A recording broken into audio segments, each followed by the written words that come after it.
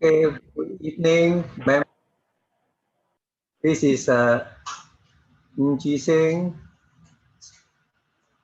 talking to you tonight, funding retirement. And tonight, we are going to talk about some of the myths about retirement in Singapore.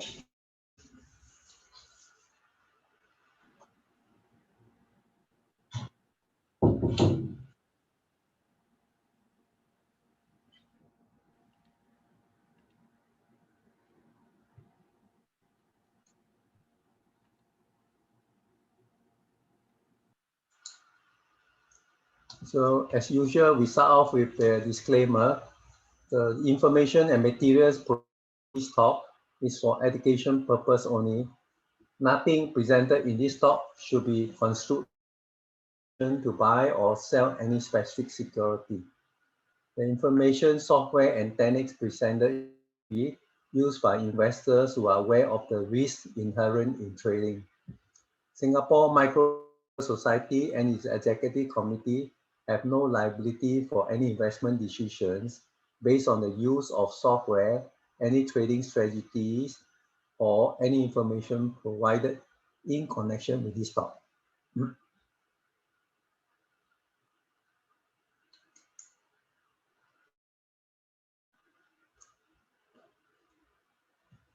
So you can see the screen, huh?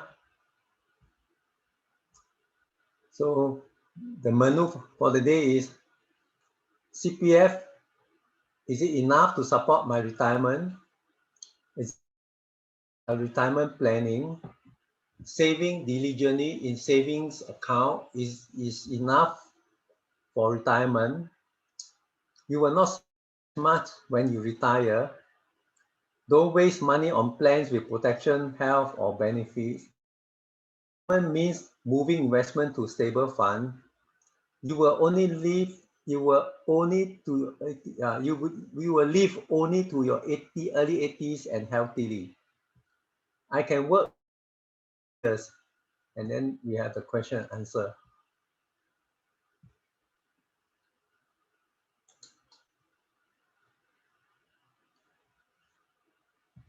Next,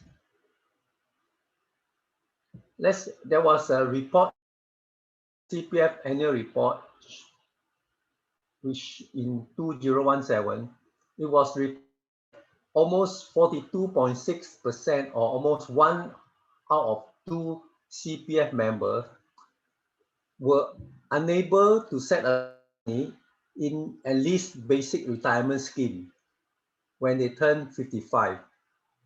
So I don't know, because we have a lot of self-employed or a lot of businessmen or a lot of hawkers or don't believe in contributing to CPF. That's why when it comes to CPF contribution, these are the bulk of the people who don't have contribution to build up their CPF so-called basic retirement scheme. With CPF Life, the so-called National Annuity Scheme is aimed at providing living for retirees.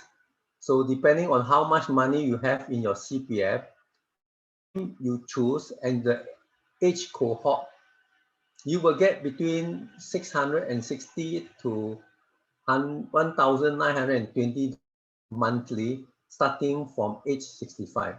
In other words, if you at the age of 55 or when you turn 55, if you have enough of the basic retirement sum, then transfer your basic retirement sum annuity program.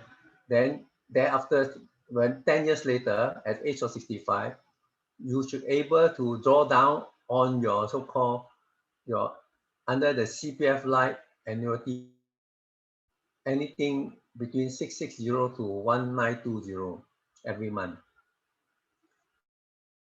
CPF payout is fixed.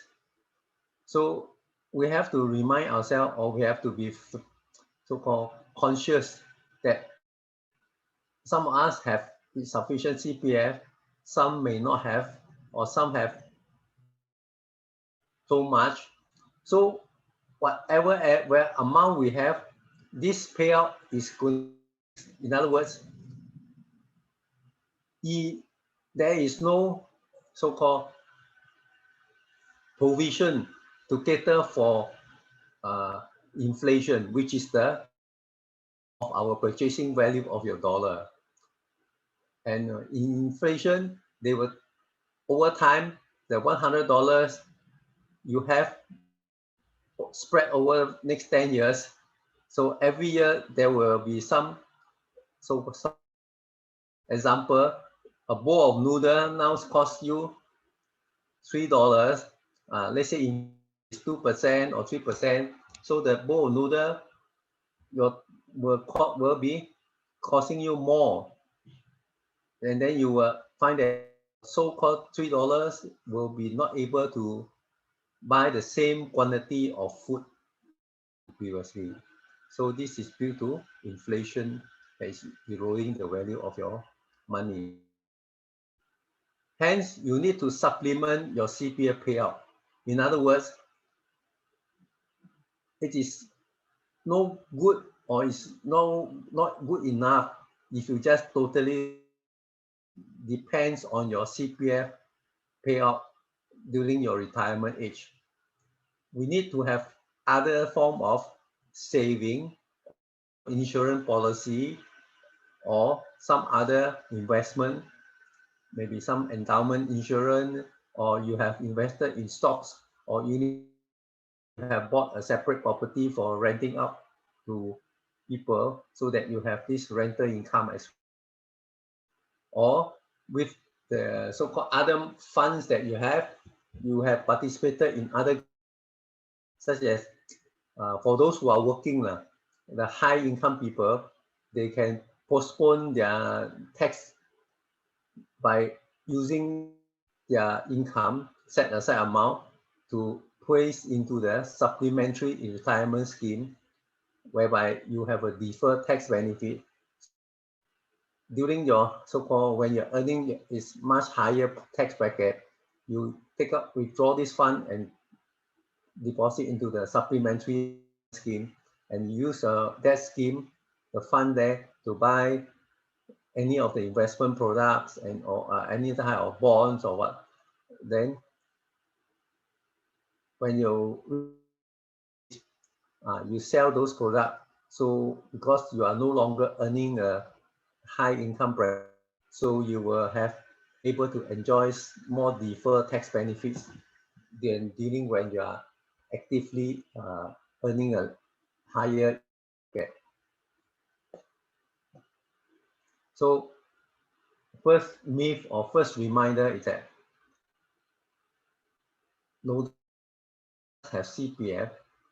It is not so-called good idea to just depend on your CPF to live through your retirement period, because more often than not, you may not have sufficient funds in the CPF to your retirement period. That's the first myth. Now,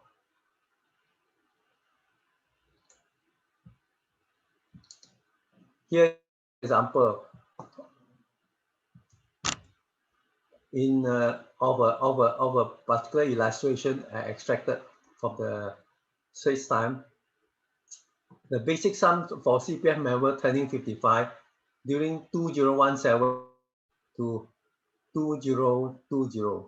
So at every year because of inflation, the CPF board have worked out something like from your ordinary account, they will transfer or they will block up certain amount of money to move to your so-called the basic retirement sum account.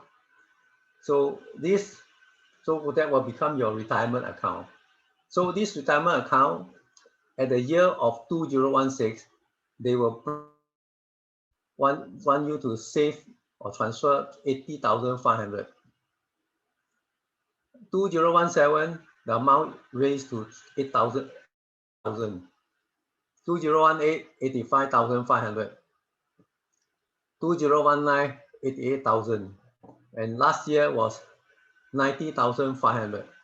Based on this amount, at the age of 55, if you have been transferred to the retirement account, so in the year of if you, let's say at 55 at 20, that means you plus another 10 years, that means 2030. Because this amount in your were under the CPF life scheme, you should able to generate about $740 to $800 per month to draw down over the next 55 up to about 80 years old. Right, that is what the basic retirement sum scheme, how it operates.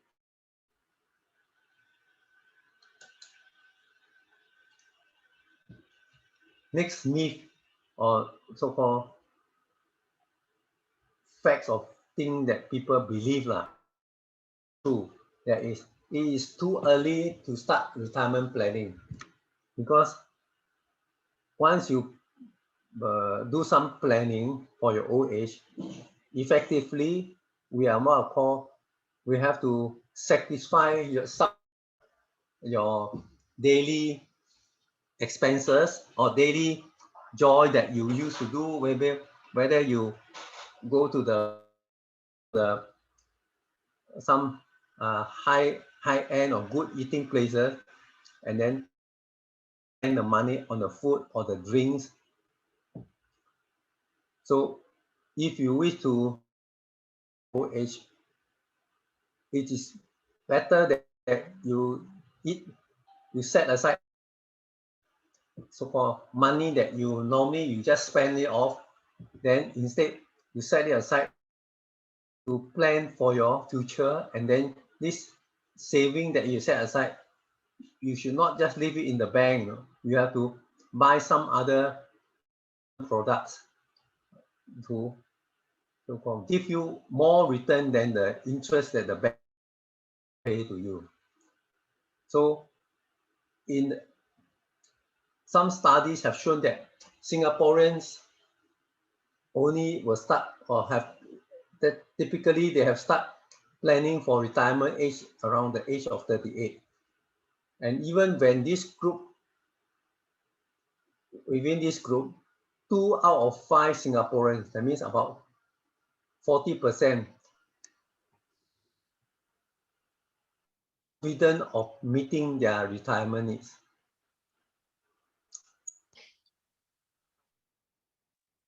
It is never too early to start planning for your retirement. If the earlier you so-called start your planning program, then you will have a longer runway, longer time duration for you to accumulate the funding that you need for your retirement lifestyle. Some of us think that, oh,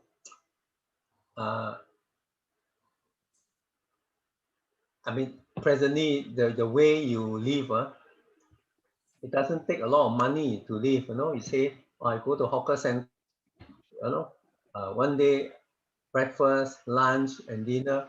All in all, I may spend about $3, about all in all about $10 or something like that. So retirement time, I also should be able to afford this type of lifestyle.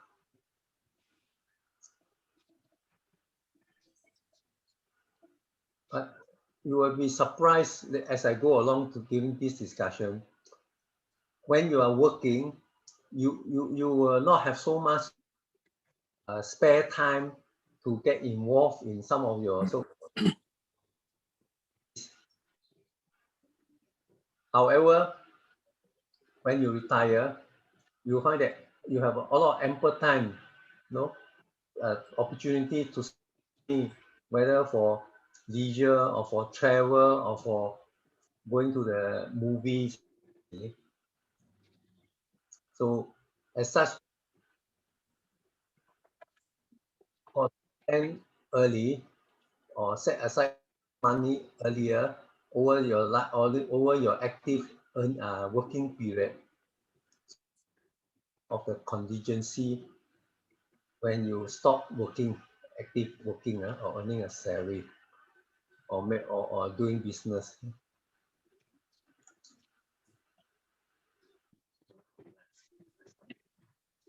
The myth is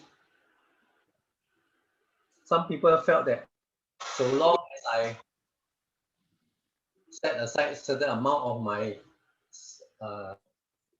or your salary in your bank, then the bank interest, then later I will be transferred into a fixed deposit account and also, then this should be able to have a so-called reasonable retirement so-called lifestyle. But as you know, the saving alone plus so-called deposit into a fixed deposit account, now the interests are relatively low.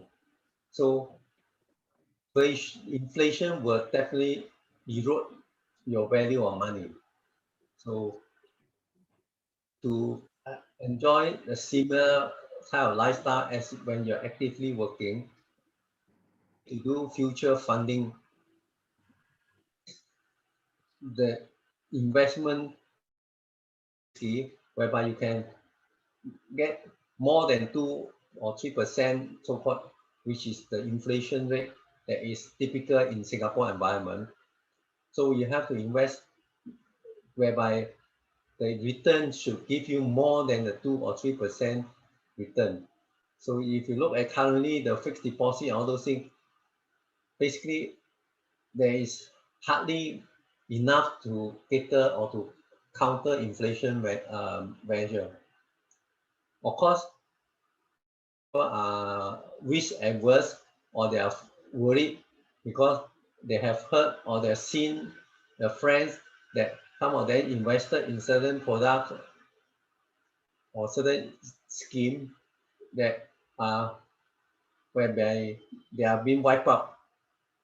Of course, people they try. I mean, those days they don't have Bitcoin, but you have heard or read about many of those investment schemes, such as buying gold leaf, buying certain tea leaves, or buying certain certain things that the people have designed or packaged it together to encourage you. They say, oh, the return is very good. After 6 months, you will start to get payout of certain percentage, about 5% or 6%. So many a time, people are being so-called sucked into this type of so-called investment scheme, which later find out that such schemes are too good to be true lah. And so because of that, all their hard-earned so-called capital also lost or disappear. So some people, after hearing or reading, they become very risk averse. So they say, I'd rather stay with a low return, but at least my capital is protected. So they say, I wish to be prudent. You have to be prudent, but you also have to, during your younger age, you should able to consider to take some more risk. Buying, like example, lower uh, buying some so-called some shares or some stocks whereby they give you good dividend, and the prices normally don't move so much. Like in Singapore context, you can buy those REITs, real estate investment trust, where they give you anything between 3 to 5 or 6%, or even some 7%. So this type of this type of lower risk or share will help you to fight or negative, to avoid losing for your investment or your saving.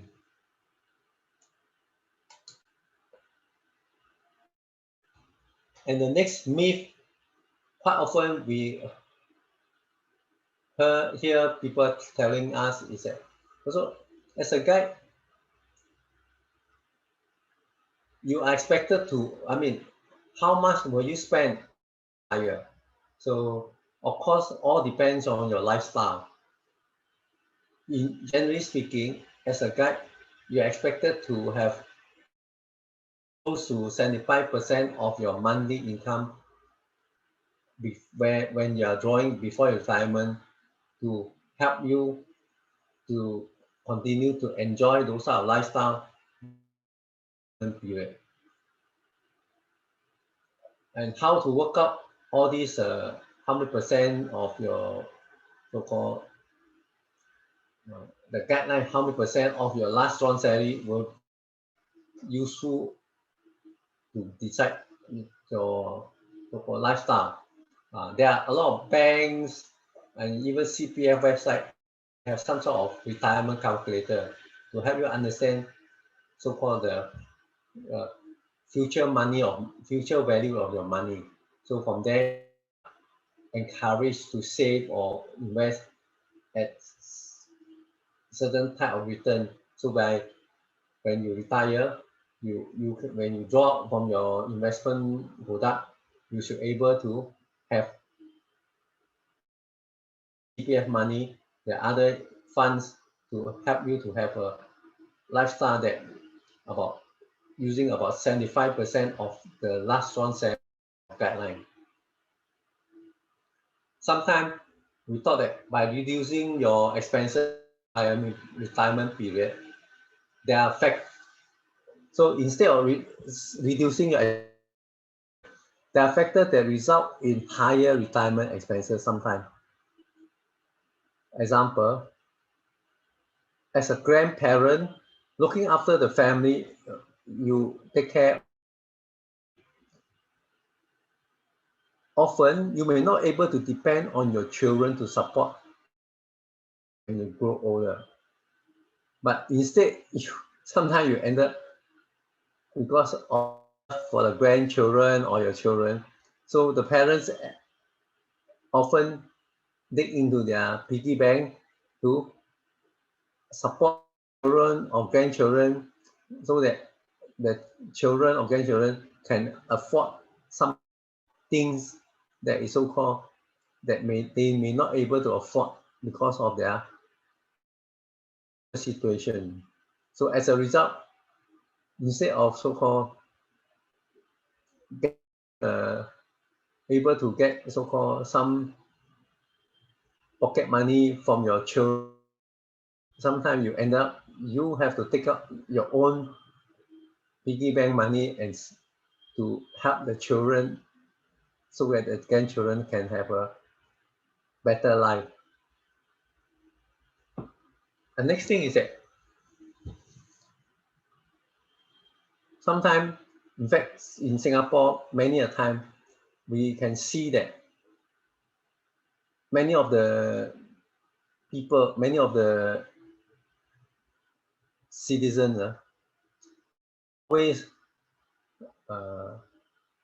downgrade. That means they start off with, let's say, then they downgrade to a 4-room flat or downgrade to a 3-room flat, or they downgrade to flat, so they so-called monetize the sales from the sales of the houses, so they can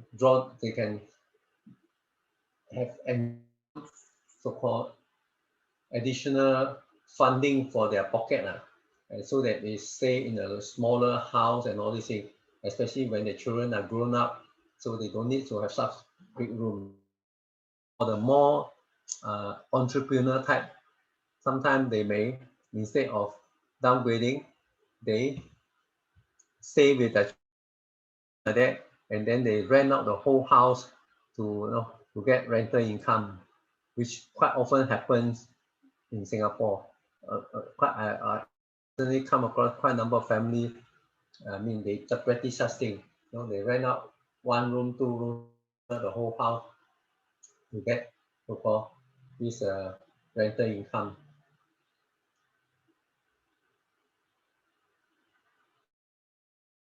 Area that often we overlook is because you have so much time in hand when you really retire. I mean, besides taking care of your if you offer the grandchildren, you may involve in some more active lifestyle. Maybe it you go to the let's say the CC, community club, to participate in those cooking class, karaoke, singing, or outing, visit to the some of the place of interest, or we call it shopping trip, or makan trip. So even you're talking about not going out, not say fly outside Singapore, or travel beyond the Singapore. So even within Singapore boundary, you will notice that nowadays especially there are a lot of senior activities being provided to keep seniors to have active lifestyle, at the same time to help them to kill their time. So they whole day sitting at a coffee shop, or waiting at a park, to chat with their friends and all these things, to pass time. Of course, now as you go to Chinatown, next to Chinatown market there, there or outside the Buddha two relic there, there are many people playing dumb, the so-called those games. But those games these people play, I mean, just so-called for leisure or to pass time. Most often than not, I was told they have a lot of betting involved. No, one game, how much, all these things. So actually, there are some betting involved for this to challenge each other to play those board game. Next is we always take for granted that we may be so-called having the same uh, healthy condition of the bodies. You will know you'll notice that many parts of our body start to give trouble. Sometimes your eyesight, sometimes your bones, some at times is your legs, your knee pain, this pain, that pain. So all this you will have to seek medical help. So you will have to visit the polyclinic, or you visit those Yo Chai Tiam or TCM. So compared to when you're much younger, you will spend less money for this healthcare related costs.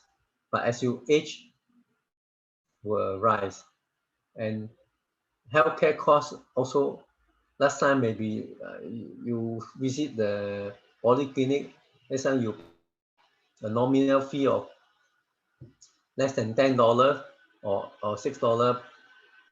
Then subsequently now it's about $10, but that is before government subsidy lah.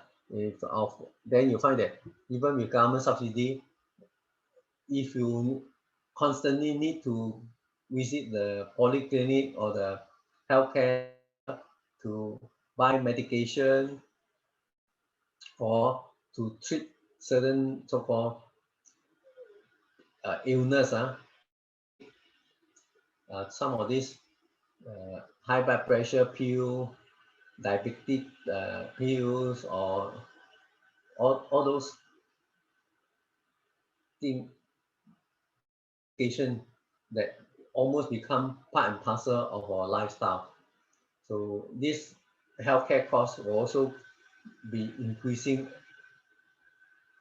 every year, and then sometimes the value of this or the cost of this healthcare may increase as much as 15% every year. So that is very worrying if you think that, oh, when I much younger or before 55, I don't visit the doctor so often, I don't visit the dentist so often and all this. But after that, you find that all your teeth will start to give trouble, and then your eyesight also give trouble, and your legs also give you trouble. You cannot walk fast, cannot walk properly, or after you sit down, you cannot. So all these, you need medical attention or treatment.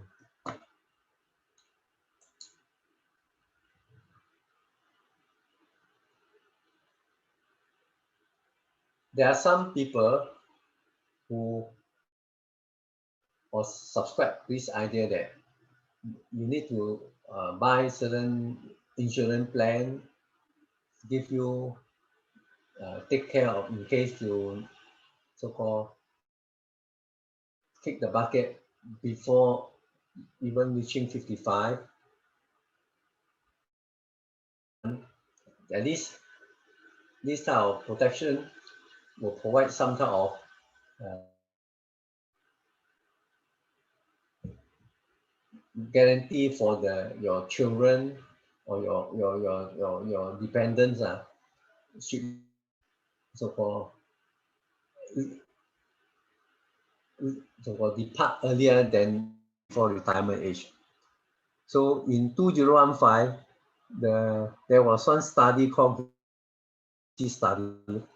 Singaporeans show that Singaporeans typically spend an average of 8 years out of a lifespan of 82 in ill. That's about 10%. So in other words, assuming that now statistically the lifespan of Singaporean male is about 82 years, female is plus another 5 years, 87 or plus minus. So we have to so-called bear this in mind. Is so-called just like other countries, we have an aging population because we have pretty good healthcare system in our Singapore. So as a result, compared to previously, when you flip open the newspaper, you find that, oh, this one part, your friend passed away, that one passed away. So averaging maybe 60, 70, they also knock off already. But now you will notice that besides accidents or certain cases of people die of certain disease, by and large, most of they live, they can live up to 80 years plus minus. So effectively, that means we have to prepare to live up to that age, right? Whether you like it or not. So you have to so-called physically prepare for it, mentally prepare for it, and financially prepare for it also. What I say is physically, that means you have to invest in your own health. In other words, try to do exercises, try to walk, try to have some active lifestyle. You don't need a lot of money to go or walk in the garden or go to walk in the estate. So every day you have to clock up a certain uh, mileage, 5 kilometer or 6 kilometer, so as you give your heart some sort of workout on your heart and workout on your legs, your muscles, your hand muscle. So this is for the physical part of it. Mentally, of course, you can music or you can watch some healthy type of thing, or you can go to the some community center to play board game or play those games, something similar to mahjong. No, they play, but it's not. So this one you will mentally be active, train your mind active. So of course financially you have to put aside some saving and investment. So when you retire, so you can draw down on this saving and investment, to help you in your for providing for your retirement funding. And also do remember, when we are sick or when a person becomes sick, cause us to suffer, it can also put a huge burden on our family and caregivers as well. Because of my involvement, those senior activity centers and on those what I call my community work and social work, I have really come in touch with many of these so-called so-called seniors that really is very so-called unfortunate lah. Some are without family, some are with family, but then the family has so-called disowned them or not grown. So it's very so-called sad thing. You find that sometimes these so-called seniors, I mean, maybe because they didn't really take care of their health and all these things. They very piano. I mean, go and every time looking for job and working very hard, sweating out to take care of their basic needs and also sometimes provide for the family. But as they and when they need support and need so-called care, so fortunately or unfortunately, the children or the family cannot provide those type of care, and sometimes so quite often many of these end up staying in those government rental flat. That is at least so-called accommodation. Sometimes they can't even afford or they don't know how about securing a rented flat to have a decent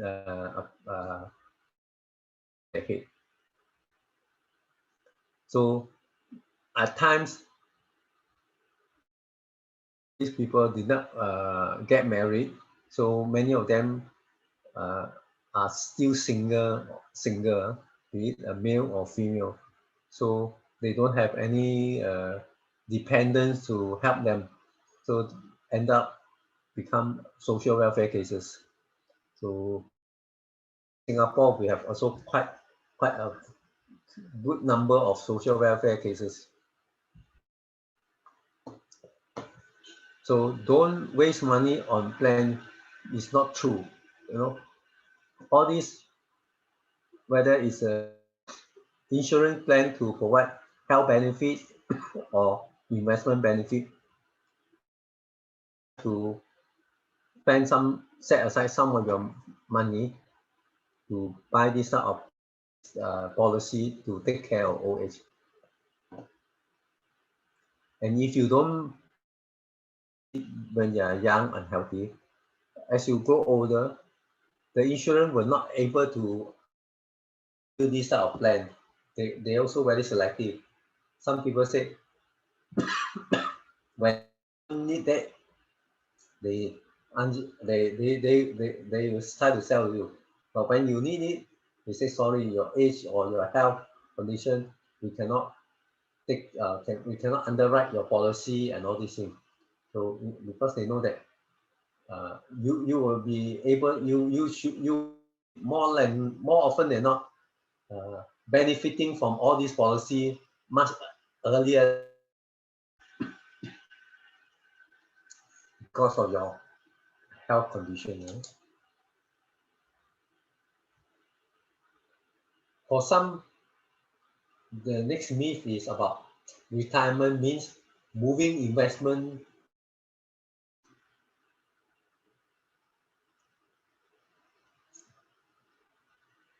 Because of the volatility of the stock market, which is the more or less the area that has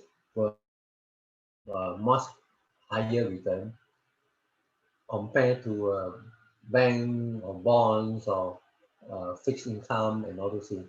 So quite often than not, whether it's a professional investment manager or individual who understand the mix of investment, they will also somehow participate in the stock market.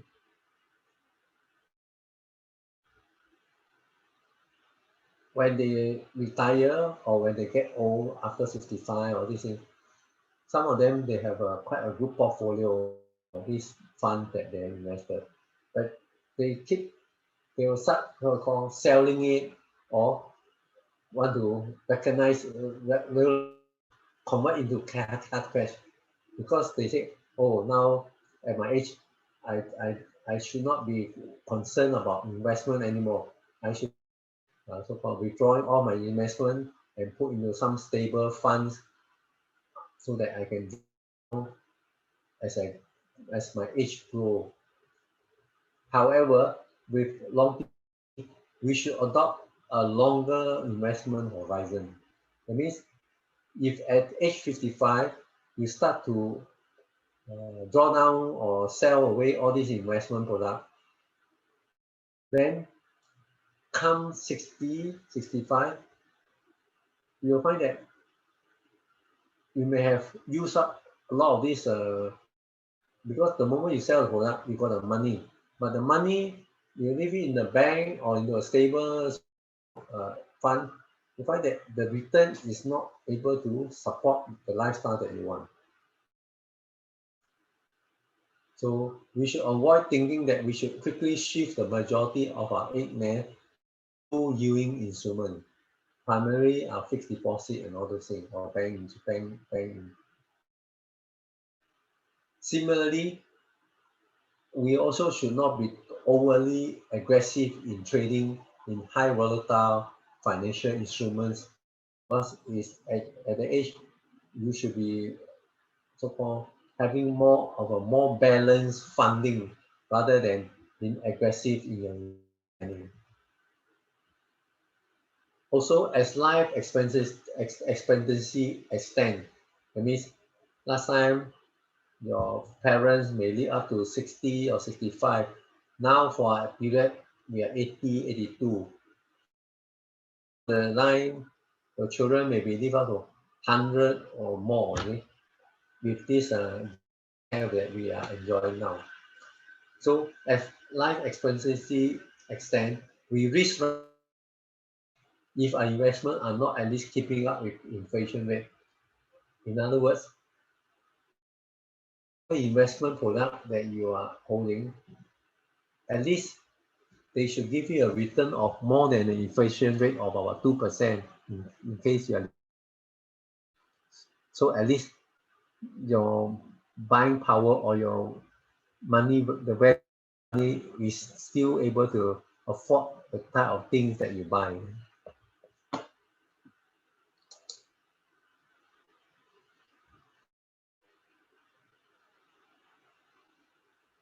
Some people felt that we can live is maybe about 80 years old. Statistically, we have shown that Singapore life expectancy is about 83 years old for male. So for female, it's about plus another 5 years, plus minus. We are one of the among the third highest in the world. That means if you live in Singapore, on average, you should able to live up to 83 years old.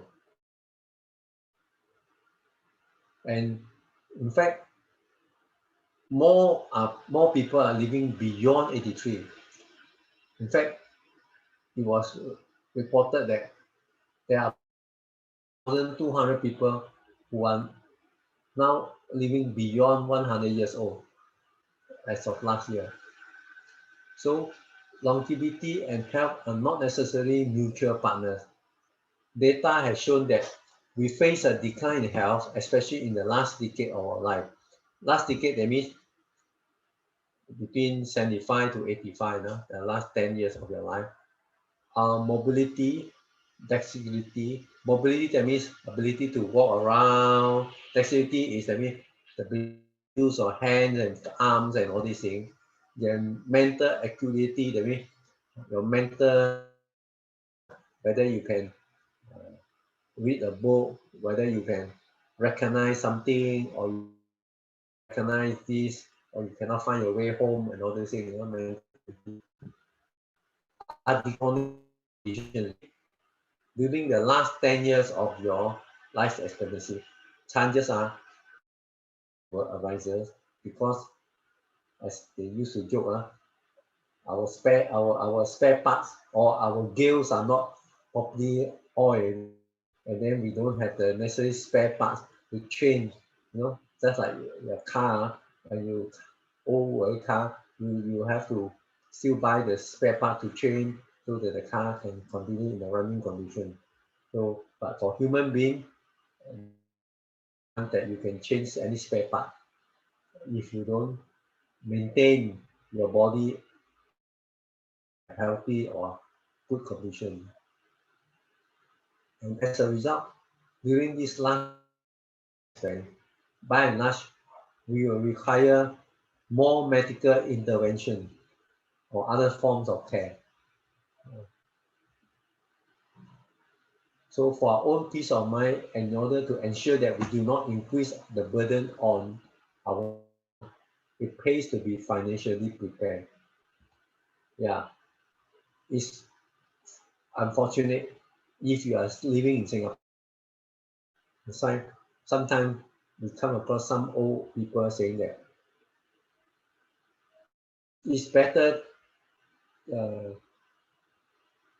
not to live too long. He said it's better die early because as you live longer, the funding or don't have money to keep you continue living in the way that you like. You become a burden to your family, to the society, or to all those around you. So sometimes there are people who felt that way. Like, I don't wish to live so long. So you wish or you don't wish, it has been proven that because you are living in Singapore, by and large, you can live up to, on average, about 83 years. So how to able to enjoy this period up to the 83 years old? As now they know that the last 10 years of your life, how quite often you will have a lot of headache and problem. To work on it, that means we have to maintain a healthy lifestyle of moderate eating, sufficient sleep, and daily walking. Walking investment in your health, and sufficient sleep also is an investment in your health. So because when you sleep, your body will do the repair, all the necessary repair of your system.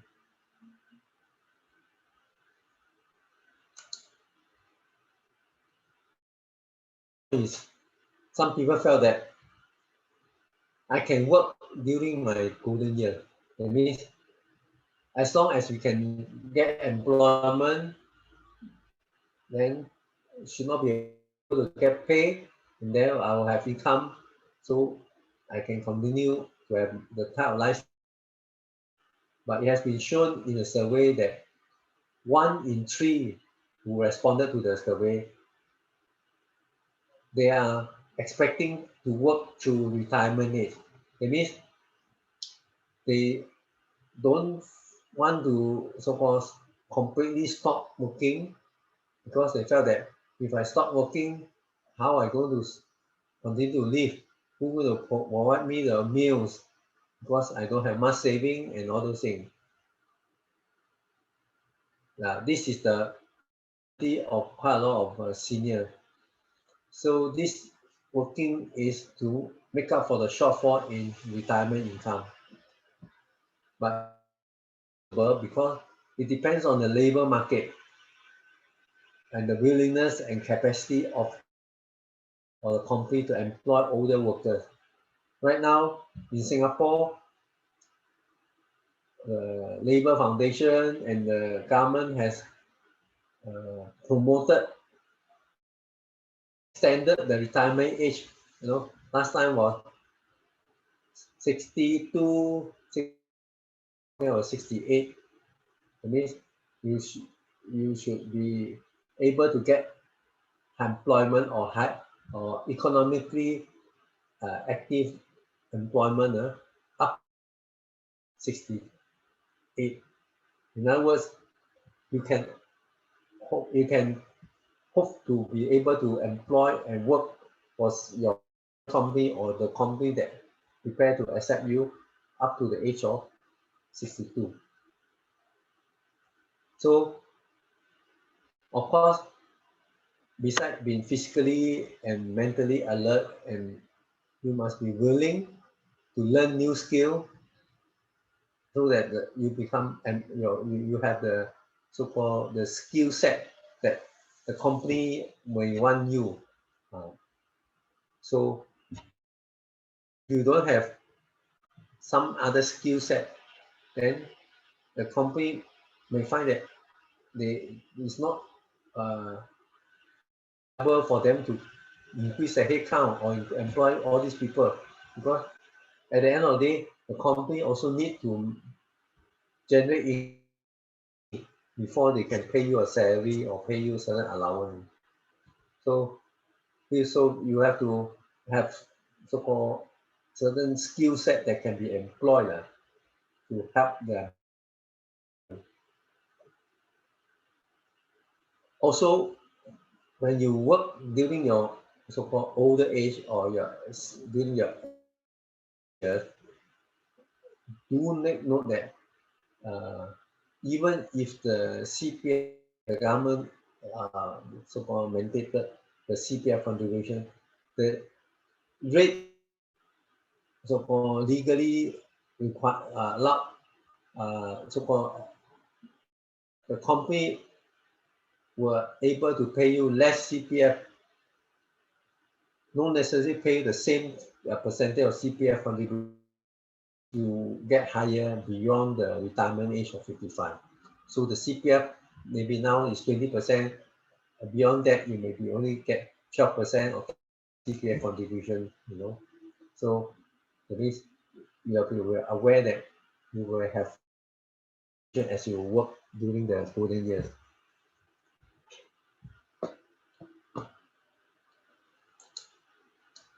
Okay, now we come to the time. So, Ling Jing,